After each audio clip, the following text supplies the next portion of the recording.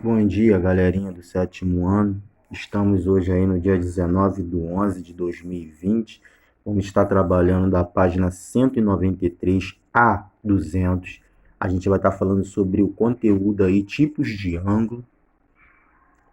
Primeiro a gente fala sobre ângulos congruentes. Quando a gente fala em ângulos congruentes, né?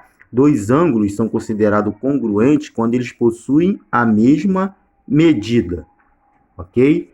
Então, toda vez que falar de congruência, a gente está falando que são ângulos que possuem a mesma medida, conforme a gente pode ver aí, tá? Na figura, que o ângulo QRP é congruente com o ângulo MOA. Eles são o quê? Iguais. Ângulos consecutivos. O ângulo será consecutivo quando possuir dois ângulos com o mesmo vértice. A gente pode observar aí, né, que esses dois ângulos aí, AOC e AOB, eles têm o quê? O mesmo vértice O, o mesmo ponto. Então, isto é chamado de ângulos consecutivos. Ângulos adjacentes, tá? Dois ângulos são adjacentes quando são consecutivos e não possuem pontos internos comuns, ok? Então, os ângulos aí da figura AOC e AOB possuem pontos internos o quê? Comuns. Os ângulos COB e AOB possuem pontos internos comuns. Então, verifique que os ângulos AOC e COB são consecutivos e não possuem pontos internos comuns, tá? Então, por isso, eles são denominados ângulos adjacentes. Bissetriz de um ângulo. Bissetriz de um ângulo é essa reta aí, essa reta C, tá? Que vocês estão vendo aí pontilhada. Ela divide um ângulo em duas partes iguais, ou seja, dividir o ângulo aí AOC, tá? E o ângulo AOB. Então, eles são o quê? Ângulos congruentes. Eles possuem a mesma medida separada pela nossa reta aí bissetriz, que divide, tá? O ângulo em duas partes iguais. Vocês observam que essa reta ela parte do vértice, ok? Então, essa reta C aí é minha reta bissetriz. Retas perpendiculares. Quando eu falo em retas perpendiculares, eu estou falando em um encontro de uma reta horizontal, que é a reta N, com uma reta vertical, que é uma reta M. Então, M é perpendicular a N, e N também, por sua vez, é perpendicular a M. E todo encontro de uma reta horizontal com uma reta vertical, que é designada uma reta perpendicular, eu vou ter o quê? Uma medida de ângulos de 90 graus, conforme vocês estão vendo aí, tá? Na figura ilustrado, que são ângulos retos.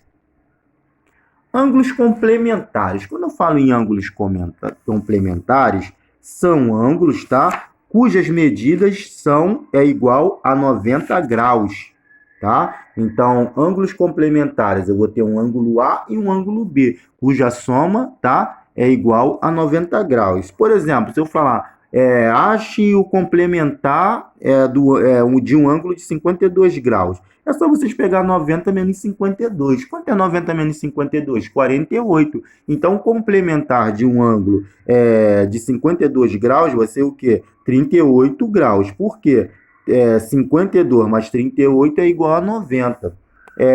Acho o complementar de um ângulo de 70 graus. Quem vai ser? 20 graus. Por quê? 70 mais 20, né? A soma, para que esses ângulos sejam complementares. 70 mais 20 é igual a 90.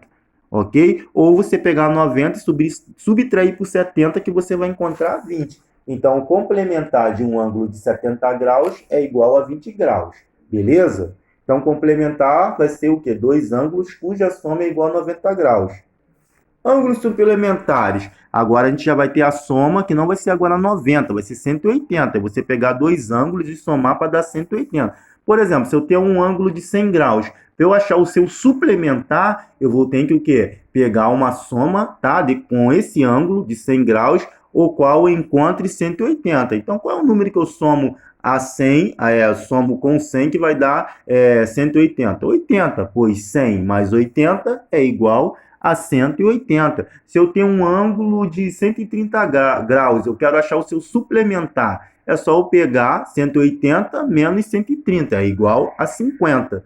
ok? Se eu tenho um ângulo de 175 graus, eu quero encontrar o seu suplementar. É só eu pegar 180 e subtrair por 175, ou seja, é igual a 5 graus, beleza?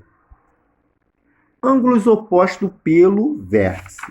Quando nós falamos em ângulos opostos pelo vértice, tá? São ângulos cujos lados são semi-retas opostas ao lados do outro, tá? Esses lados aí, que a gente fala oposto pelo vértice, eles vão ter o quê? A mesma medida, tá? Dois ângulos, quando são dito oposto pelo vértice, eles são congruentes, ou seja, quando eu falo em congruência, é porque eles vão ter as mesmas medidas. Por exemplo, se o ângulo A vale 30 graus, o ângulo B também vai valer 30 graus, porque eles são opostos pelos vértices, então eles são congruentes. Se o ângulo A vale 2x mais 1, o ângulo B vai valer também 2x mais 1. Então, ângulos opostos pelos vértices, ele tem o quê? As mesmas medidas, tá?